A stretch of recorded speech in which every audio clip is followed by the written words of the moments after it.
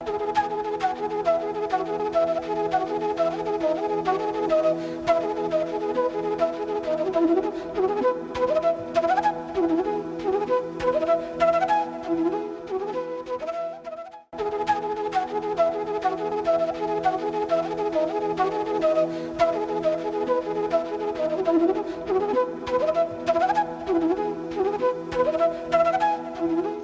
afternoon. Welcome to EdSet Network.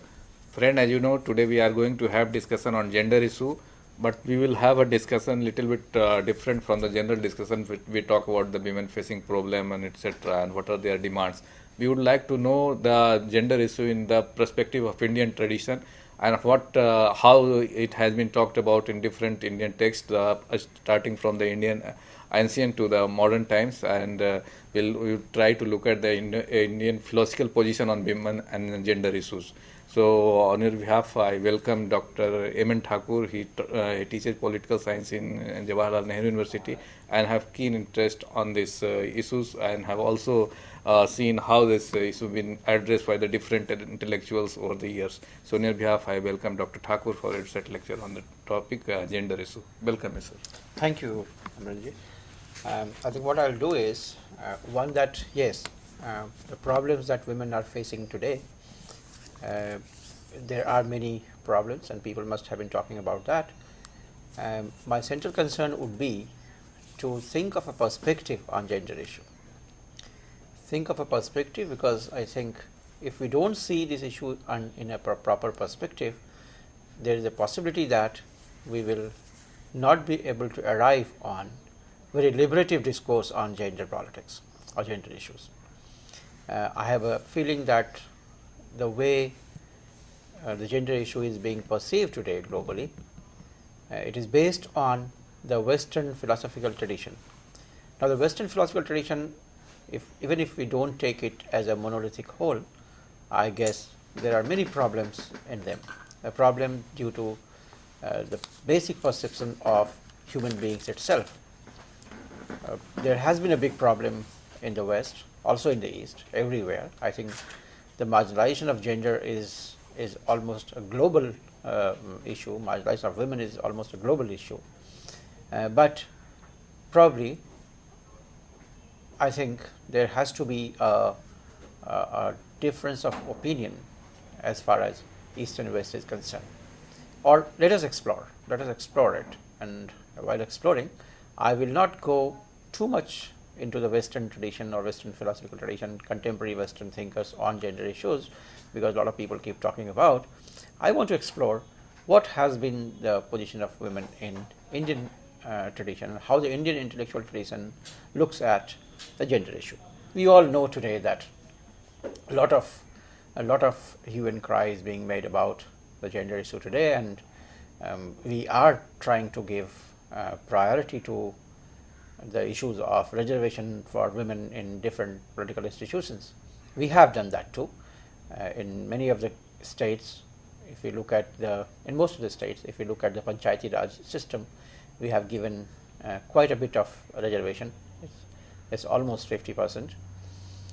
Parliament is debating about possibility of reservation in the parliament. India is one of those few countries where the Prime Minister was women quite for some time, and also the President of India is women at the moment. There is a lack of participation of women in the political process even now, despite the fact that we had Prime Minister of India, and it seems that broadly speaking, women are held within the household affairs, and if we look at it in the public sphere, women are there, but mostly, if you argue that they are mostly in the tertiary sector, one would not deny that. And there is a gender imbalance as far as the public sphere is concerned.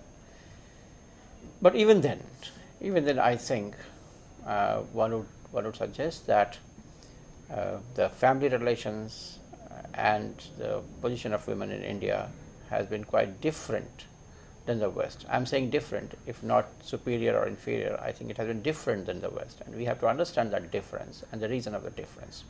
And therefore, I suggest that we have to get into the collective consciousness of Indian society, and we have to see how women perceive themselves and how do they look at themselves and what does liberation mean for them. I think there is a possibility that we will formulate a concept of liberation based on the Western tradition, which may not be acceptable to a large number of women in India. Yes, there is an elite, English speaking elite women in India who conceptualize about themselves exactly in the way the Western feminist movement is conceptualizing itself, but possibly that conceptualization is not being shared by a large number of women. And therefore, what happens is that there are two kind of people among them, one who would be exactly following the Western pattern, and the other who would be completely out from this kind of movement for equality and all.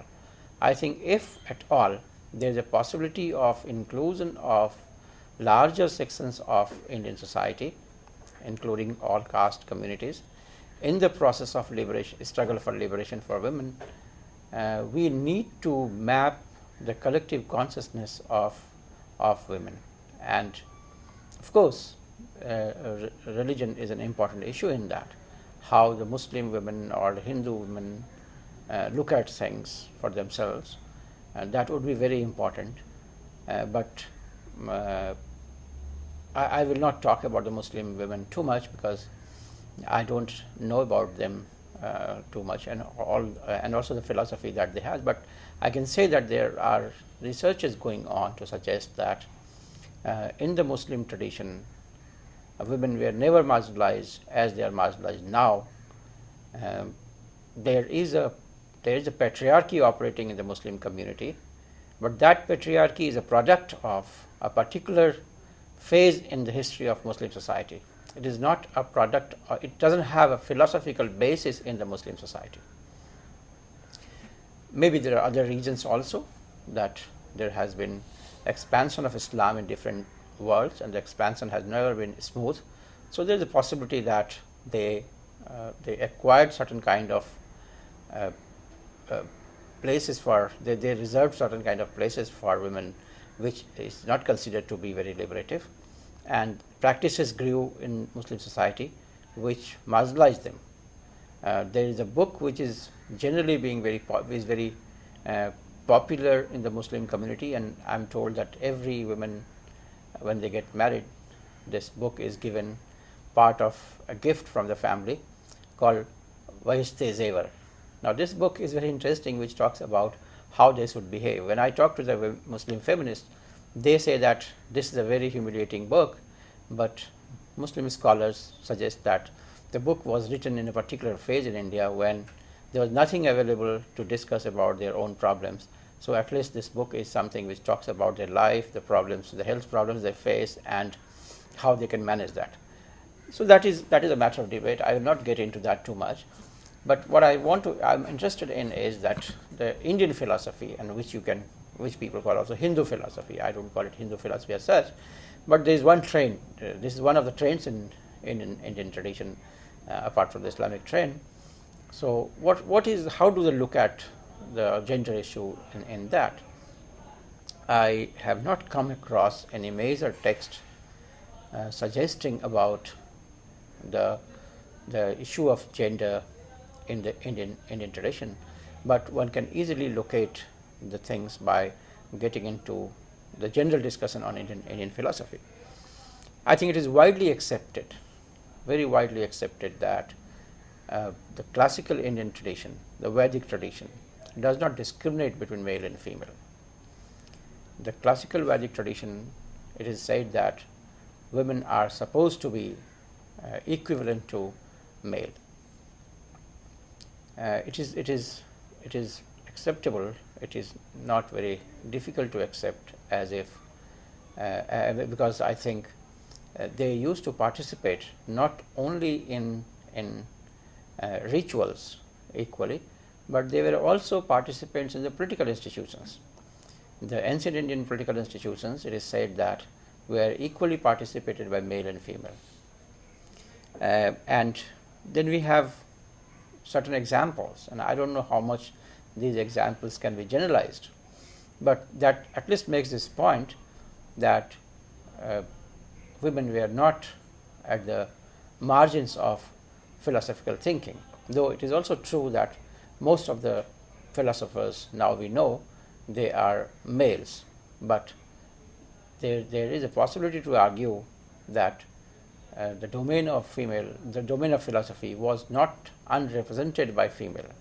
I'll take few examples to suggest that, and once again let me warn that I don't know to what extent they can be generalized. We have never collected any data on this, and we have never tried to examine on this, but one can easily suggest that, well, maybe the written texts are not there by them, because the written texts were product of mutual interaction, and in any case in Indian tradition, the name of the author on the text were not very important.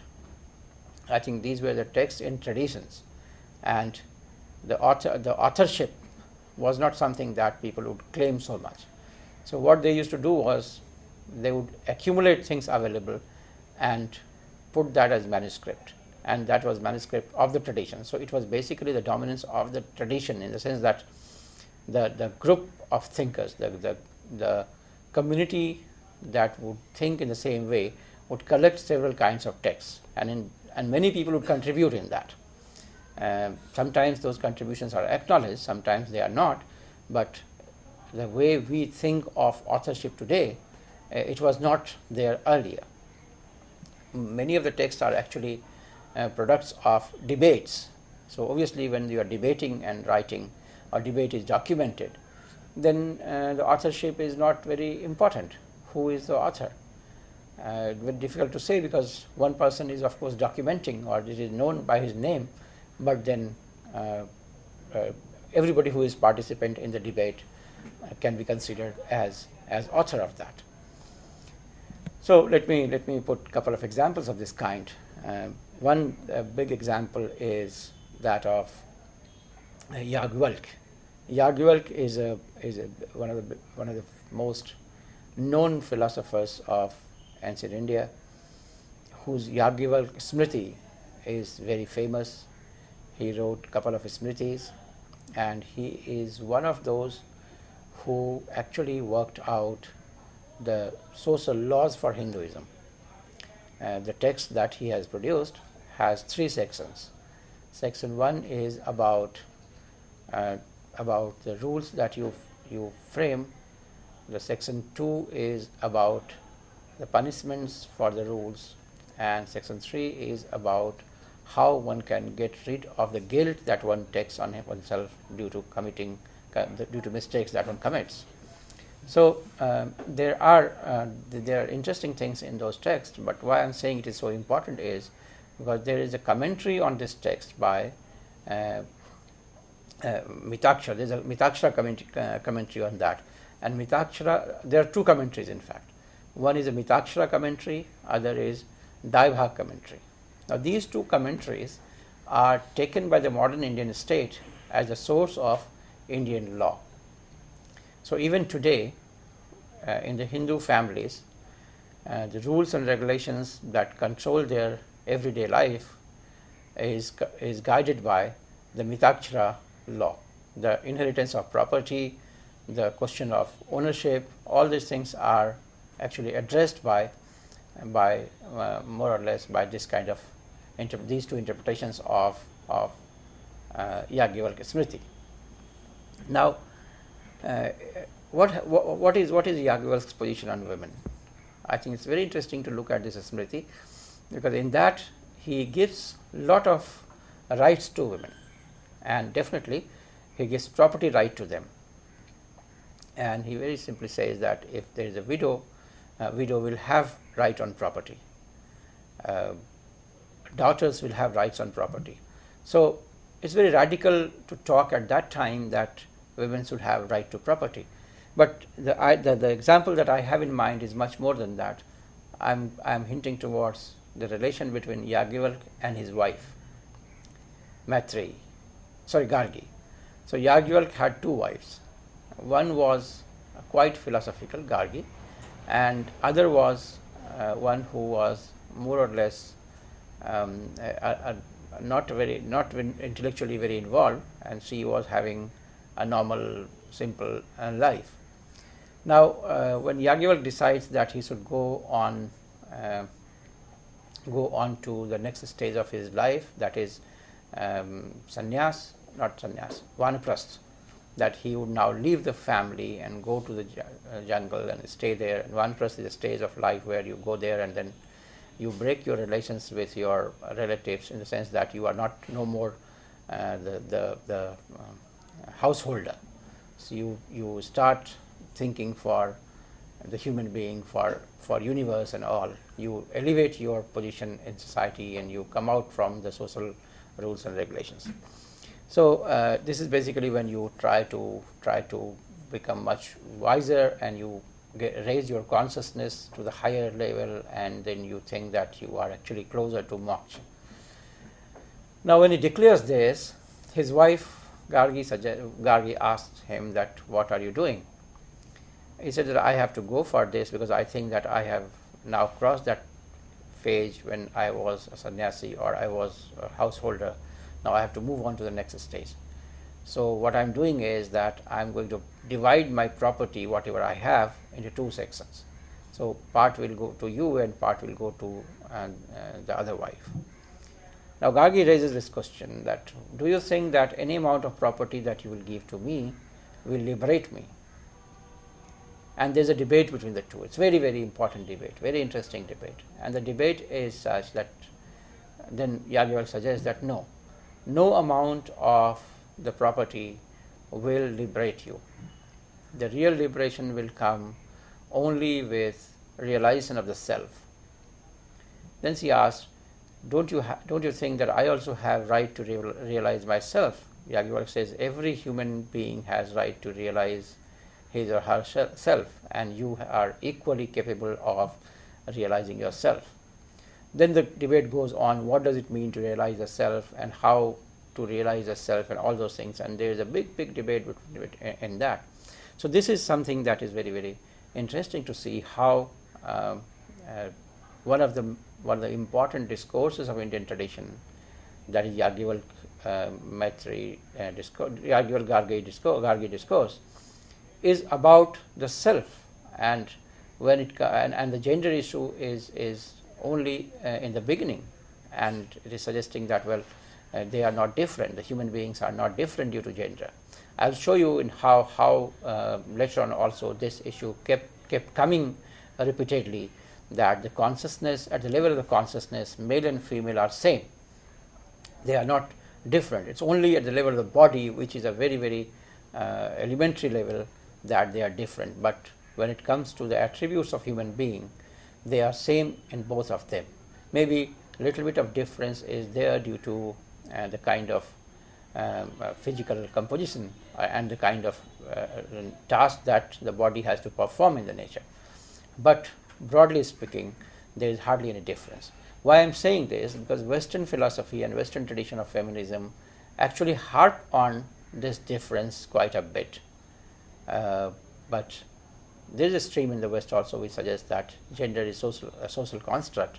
I think Indian philosophy does suggest that this kind of gender discrimination is only a social construct. It is not a biological construct. It is not actually natural.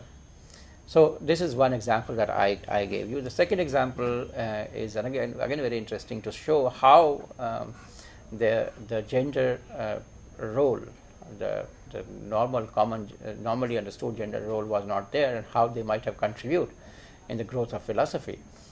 And one knows that once you know the text, you also know the wife's name of the author. So it seems that since there was no issue of copyright, there was another mode of thinking about the text. The other example is that of Gautam. Gautam was again a very, very famous thinker, one of the famous thinkers, who has probably wrote a whole text on Nyaya. Nyaya is one of the philosophical traditions in India, which has talked about the logic. It's the Indian logic actually. Nowadays, a lot of people are getting interested in the Indian logic worldwide. Even in Oxford, I'm told there's a course initiated on Indian logic. There are many books coming up in last 10 years. They have come up in last 10 years on Indian logic. So Indian logic is catching imagination in a big way. Not only this, I think that in Germany, 19th century Germany, Indian logic was one of the popular discourses that was being discussed there. So the story goes like this, that Gautam was teaching to his students, and this is a story of 6th century BC. So Gautam was teaching to his students about logic, and he was saying that whenever there is a fire, there is smoke. So if you see smoke somewhere, you can conclude that there is fire there. And that is a normal syllogism which you call as Aristotelian syllogism. Aristotle also says the same thing. So this is called three-stage logic. Now Gautam's wife comes from within, and she brings a pot, a mud pot, and breaks the mud pot in front of Gautam, and fume spread everywhere. She brought fume from the kitchen and broke that thing there. Now then she asked, here is the smoke, where is the fire? And that was a very, very valid question, and that forced Gautam to modify his model of logic, and he introduced 5-stage logic. The 5-stage logic suggests that if there is a fire, then there will be smoke. So wherever you see smoke, you must guess that there will be fire. There is a probability that there will be fire, but you can't be sure about it. So you go there and look for evidence for that. So you collect empirical evidence from there and say that, look, I have collected empirical evidence, therefore there is fire. So this is a 5-stage logic. Now you have 2 stages added. One is that you go empirically test it and then confirm that. So one can see that the construction of knowledge was not only done by males. There were free and frank interaction between genders on the idea of knowledge. You have many such examples all over where such kind of interactions have taken place and knowledge has been produced. But there is two interesting things that I want to suggest about this. One is that, the Sankhya tradition. The Sankhya tradition talks about Purush and Prakriti. Now, there is a confusion that the Purush is a male and the Prakriti is a female. It's not that, these are two symbols actually. But of course, Prakriti has a feminine character in the sense that Prakriti produces, and the Purush is one who conceptualizes things. So when you talk of Purush, it is not the male, it is both male and female. Everybody, human being actually, the conscious human being and the material world. These are two segments that we think of. But most interesting part of Indian philosophy where you can look at the gender relationship is the Tantric philosophy. The Tantric philosophy has very interesting arguments on this. It doesn't treat human beings as different. Both male and female it treats as the same as far as the consciousness is concerned. The body, of course, the initial body is different, and this initial body, the sexuality, the sexual difference between the two, the difference in the organ between the two has been created for self-realization. That's what Tantric philosophy thinks. And then you can go through that engagement, the sexual engagement, to arrive on a stage of consciousness when you transcend the consciousness of the body and become conscious of the self and the consciousness of the universe.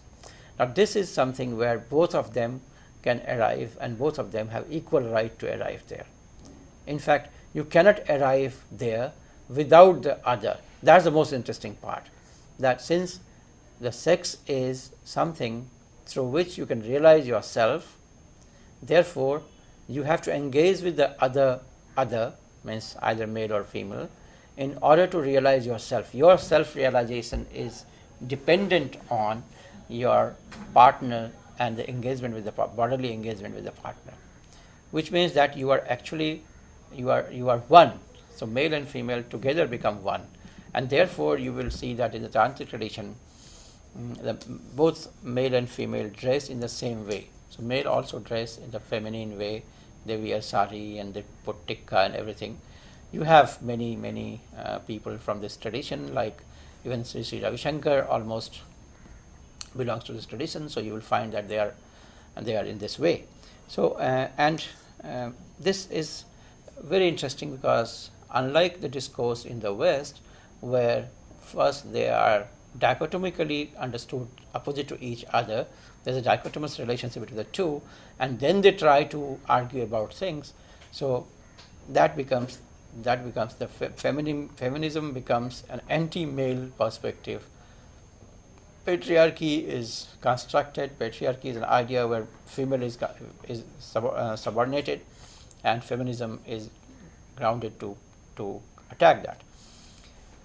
In Indian tradition, I think, as the tantric tradition would suggest, that this kind of differentiation, this kind of dichotomous relationship is not acceptable. It is not really, or it's not the real relationship.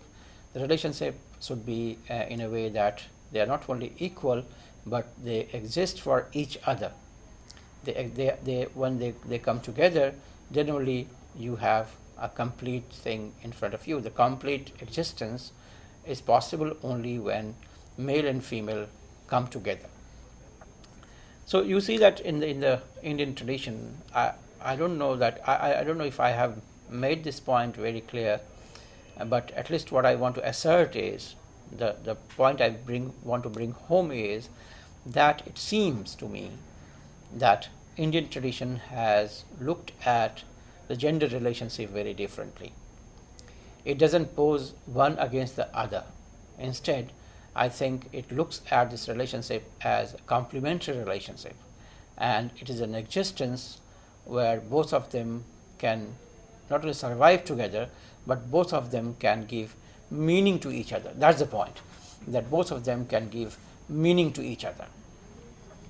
Now let me jump from there to in the Indian national movement. I could have discussed in between the Islamic tradition, but as I said that today I don't want to get into it. I think Islamic tradition is also very rich, and if you look at the Sufi tradition particularly, there it's always the Sufi saint is always talking about the other is the feminine, and feminine is the God. It's always a kind of love poetry about the God. And the Sufi saints were not only males, Sufi saints were also many females. In fact, if you look at Dara Shikoh's books, he has given a list of the female Sufi saints, and his own sister was considered to be a great Sufi saint. So there also you will find that they do not really fix on the body.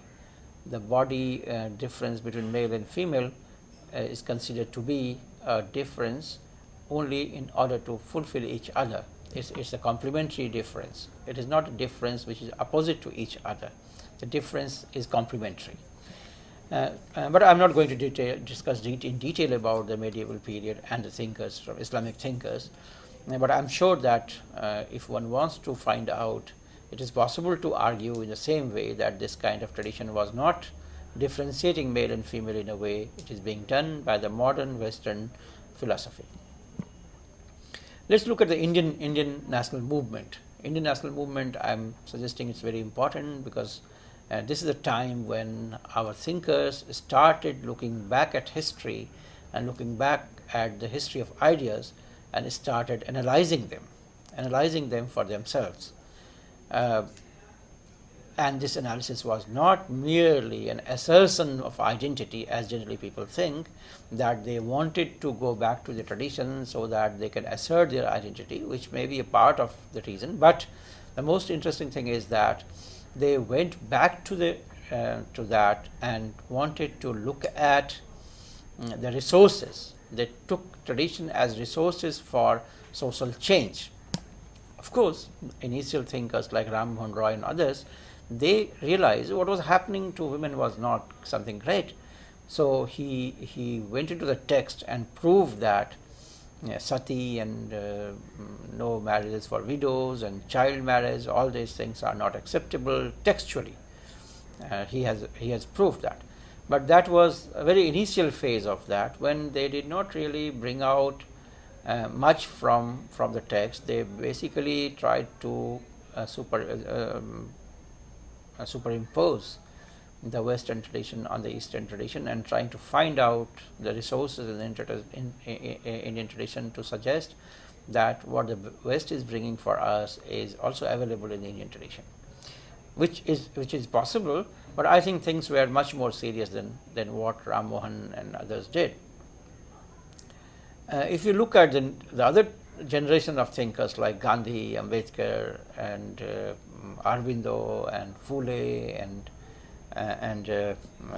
Pandita Ramabai, then you find things are very different, because these people were, by now it was established that what was happening to women in that period was not according to the Shastras.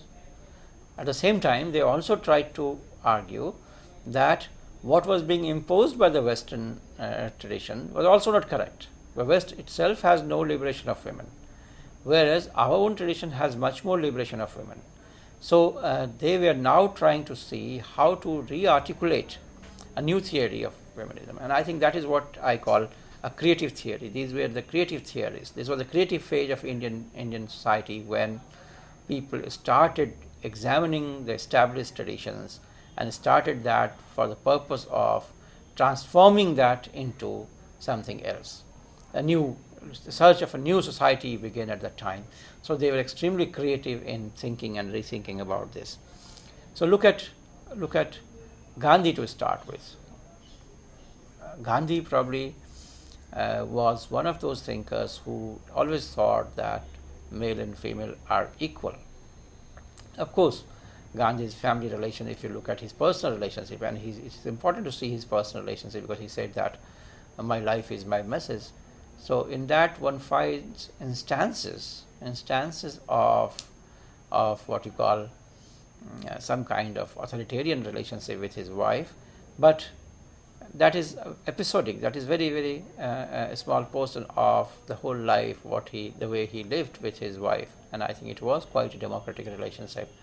And he always treated body as a site of experiment.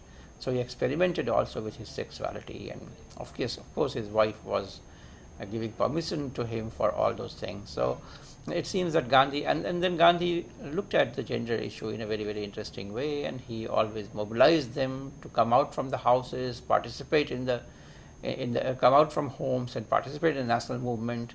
It's in the Gandhian phase when large number of women came out from their households and became politically very active.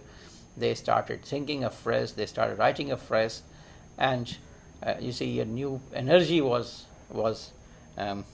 unleashed due to that. Then you have Ambedkar, who again is very, very interesting, because Ambedkar suggests that women have to be liberated, and their liberation is a guarantee of liberation of society. Their education is very important. He also kind of argued for active political participation of women in society. You have Aurobindo, who, like anybody else, thought that there is no difference between male and female as far as the consciousness is concerned. The minor body differences are not very important, not very significant. You have Tagore, whose writings are extremely interesting as far as gender issue is concerned, where he has always projected women as a thinking being, and at times much more powerful thinkers than the male themselves. So it is not surprising if the whole of the Indian modern Indian thinking, if you look at it carefully, you will find that there is a kind of new articulation about gender relationship available there. You have Pandita Ramabai, Sarojini Naidu, many of them who have critiqued the traditional relationship, explored the possibility of gender autonomy, and explored the possibility of creatively thinking about gender relationship. The difference between this and the feminists in the West is, as I said earlier, and that is the point of investigation, is that probably these thinkers never thought that the feminist issues have to be projected against the males. It is against the patriarchy, but not against the males. So it's not an exclusive discourse. It was never thought that only women can talk about women and males cannot talk about women. I think it's very specific characteristic of the Indian thinking, where the liberation of women is directly linked with the liberation of the male too. It's not that their issues were separated from the general issues of liberation. Let me put it like this. Their issues of liberation were never separated from the general issues of liberation. It's possible that the social condition of that time was such that there was a need of radical engagement with this issue. It's possible, but I do not think that such kind of segregation and such kind of exclusivity of the gender issue was ever existent any time. Now, if you come from there to Hindi literature, where I think a lot of things have been articulated, and political theorists and political scientists should actually work on the resources given by or provided by the Hindi writers, where you will find a lot of interesting articulations done by many people. And you take the great Premchand, right from Premchand to even the contemporary writers, you will find that most of them have emphasized on this point that the gender relationship, the relationship of the equality among the genders is extremely important. And in doing this, what you need to understand is the psychological dimensions and the dimensions of emotions, karuna, feelings, moh, and all those things have to understand. Let's take an example of Premchand. Premchand's Godan, the wife of Hori is extremely, Dhanya is extremely powerful, and at times you find that in such a situation which of acute poverty, when Hori takes certain decisions, Dhanya is equally participant in that, and not only that, Dhanya always controls Hori's thinking, and Dhanya is very practical. Dhanya is very pragmatic, and she keeps telling Hori what is right, what is wrong, and her if you just examine Dhanya's behavior, you will find that she represents a typical village woman who is not silent, who is not a silent observer. She is not passive listener. She has her opinion, and that opinion is always reflected, and that opinion always controls the behavior of the males. It is not that she doesn't control the behaviors of the male. There is a kind of mutual trust. There is a kind of mutual relationship. There is a kind of fulfilling relationship that you find among them. You have another novel, Gaban or Premashram or all this, in which you find the female character is very strong. At times she is stronger than the male actually. Male character tries to project himself as a great thinker, but when it comes to crucial moments, the woman actually goes ahead. Actually, she takes up the lead, and she actually not only takes the lead but guides the male also what is to be done, and yet she remains very, very firm on her grounds in the household. She doesn't abandon the control of the household, but she also doesn't leave the philosophical aspect untouched. So this is a very interesting character where you want to maintain the domain that you think is your domain. At the same time, you intervene in others' domain. So the conclusion is that domains are not separate. It may be a temporary division of labor according to the mode of production, according to the new situation, but even in that mode of production, you never find that it is so typical that the other is not respected. I think in this, there is a relationship which is very different than a relationship that poses one against the other. You have writings of Jayasankar Prasad, and a very famous play by Jayasankar Prasad called Dhruv Swamini. Now, Dhruv Swamini is a play in which the main character is Dhruv Swamini, the main female character, very powerful character, and she actually is not merely a feminist, but also a powerful thinker. She is not merely a feminist thinker, but she reflects on many general things. I mean to say that she doesn't only talk of the gender equality. She is a powerful thinker by her own rights. You have Prasad's other writings, like take Kankal. Now, Kankal is a very interesting writing where many kinds of relationships are there, and where you see that yes, he has critically examined the situation of women in Indian society, which gives you a mixed feeling. Now, there is a character in that who got married to a big landlord, but she had her childhood friend who suddenly became a sannyasi, and they met after a long time, and then the earlier friendship was revived, and it got converted into an affair, and she used to go to Haridwar, stay with that male. Not only that, she had a child from that male, and that child was not only accepted in the family, was accepted socially also. Now, this is very interesting to see that how Prasad is writing in 40s, and at that time in this elite family, so there is this landlord family, this is acceptable. In fact, the husband also knew that she has a child from this man, and it was acceptable to them. So this kind of liberal attitude towards women is quite interesting to see. Of course, many of them faced a lot of problems in that. Many of the women characters faced a lot of problems in that, but towards the end of it, if you look at the female characters in the text, you will find that most of them are quite philosophical, and most of them have always controlled the male's behavior, in the sense that they have guided male's behavior and in the right direction. It's not women are not seen as passionate, as selfish, as which is generally assumed that the patriarchy projects women like that.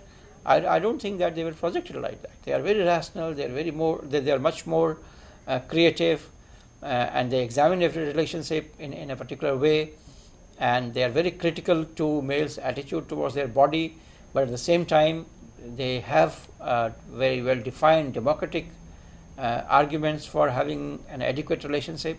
So there is a whole series of female character in this, which you will find is very much different than the stereotypical character that is talked about when we talk about Indian tradition.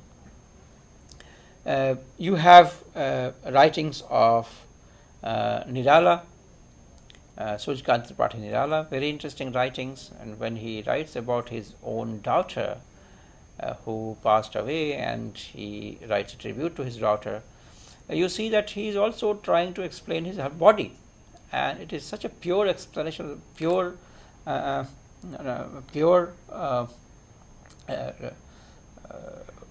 documentation of the kind of beauty of the body. It's interesting to see the way Nirala describes that pure description, a description of the beauty by a father of the body of his daughter, is something which establishes this fact that they look at the the gender relationship in not very patriarchal way. You have writings by Mahadevi Verma, women thinker and writer who decided not to marry, and she picked up one of the first feminist writers in India. Her book called Shrinkhala Ki Kadiyan. If you look at her writings, they are very interesting. She writes an essay on women in the West, or the Indian women who are influenced by the Western philosophy or Western tradition. And she gives a big critique of that. She says that what you are doing is you are losing your autonomy. You are guided by a philosophy which doesn't really allow you to realize yourself. If you have to assert, yes, we have to assert against the male dominance, no doubt about it, whatever is existing in society, but the tradition gives you such a powerful philosophy that you can easily do that. So you have her writings, her poetry, which has projected the problems of women in a big way. But these problems are not only material problems. These problems are not of the autonomy in the sense of being anarchic. It is about a philosophical struggle to assert that their philosophy is extremely powerful. They hold much more powerful mind to think, and which is acceptable. Which is not that it is not acceptable. Which has been acceptable to Indian society. You have thinkers like and writers like Shivani. You have thinkers and writers like Amrita Pritam from Punjab. They have also reflected on this, and their relationship, their personal life has been very different, and they are very widely accepted in the Indian community, and their writings are widely read. And in those writings, they have raised the issue of the female body. They have raised the issue of the autonomy of the thinking and the patriarchal relationship. I think that if you look at this whole range of issues that I have spoken, it seems to me that there is a coherent whole. There is a tradition of thinking about women. There is a tradition of thinking on the gender issues, which is very different than what is being done in the West. When I'm saying different, I'm just suggesting that difference should be acknowledged. I'm not saying that the difference is such that East is East and the West is West. That's Rudyard Kipling's famous statement. I'm not saying that. I think what I'm saying is that we have to acknowledge the cultural difference in thinking. The cultural difference is something which is existing, and if we take cognizance of that, probably we can think of reconstituting the universal. The universal that has been constituted by the West is not a correct universal. It is a universal which was constructed under the dominance of modernity and colonialism. And the fact in these societies and other societies may not be the same. And the way the modern world has assumed about many things, many questions, they think that they have settled those questions. There is a need to reopen those questions. And therefore, what I am suggesting is that reopen some of these questions, think on those lines, that how, or let me put it like this, has there been a continuity in thinking in Indian society on these issues or not? And my assertion would be that there is a continuity, there is a big continuity right from Yagyavalkya to Shivani. And this continuity, I think, comes from the perspective that gender issue has raised, and the perspective that is available in the collective consciousness on these issues. So without conceptualizing them properly, if you think that you will be able to solve the problems that women are facing today, I think that might be a big problem. So therefore, this cultural difference should be taken cognizance of, and then that should be made grounds for exploring the problems of women of today's India. It is not the problem of only few percent of women who are Western educated and living in the cities. But if you think of the problem of the women in India, then it's a much bigger problem. Thank you. So, how the present education system has have impact on the gender bias, or you can say the thinking of gender, because these classical texts of what you see from the Jagolakya to Shivani, very few of them even think of reading them. They just go by the what is being talked about through the newspaper and the media discussions. So, do you feel that there is a lack of perspective while raising people who are raising these issues? I think there is a need of engagement with Indian collective consciousness. I think that because one of the problems with Indian education system by and large has been that we are disarticulated, we are disconnected from our own tradition. Now the problem is that our people are thinking in one way and Indian intelligentsia is thinking in another way. Therefore, at times what we think, we find our people are completely opposed to that. Okay. Take many examples. Take many examples where we think in one way and our people think very differently. Right from the whole issue of corruption to the issue of what you call bringing foreign money. The intellectuals and the policymakers and the people are thinking very differently. So it seems that somewhere the thinkers of India contemporary periods are not connected with the thinking of the people. As Gandhi took extra effort to do that. Gandhi traveled through the country, spoke to the people and kept his house open for the people. In fact, he lived in the ashram so that he could understand the consciousness of the people, what people were thinking at that time. So this gap could be bridged through on following the Gandhi line. I think universities should be open not merely for what you call intellectuals. One of the important roles of universities is that it should engage with the people at large. So professors should be told to take trips of the countryside. They should be provided some money and time, and they should be forced to take trips to the people and meet people in general. Otherwise, what's happening is we are so segregated that we don't even know what the people are thinking. Okay. So, well, friends, with these words, we would like to conclude our lecture. I thank all of you for watching the lecture. On your behalf, I thank Dr. Emin Thakur for giving such an insightful lecture. Thank you very much. Thank you.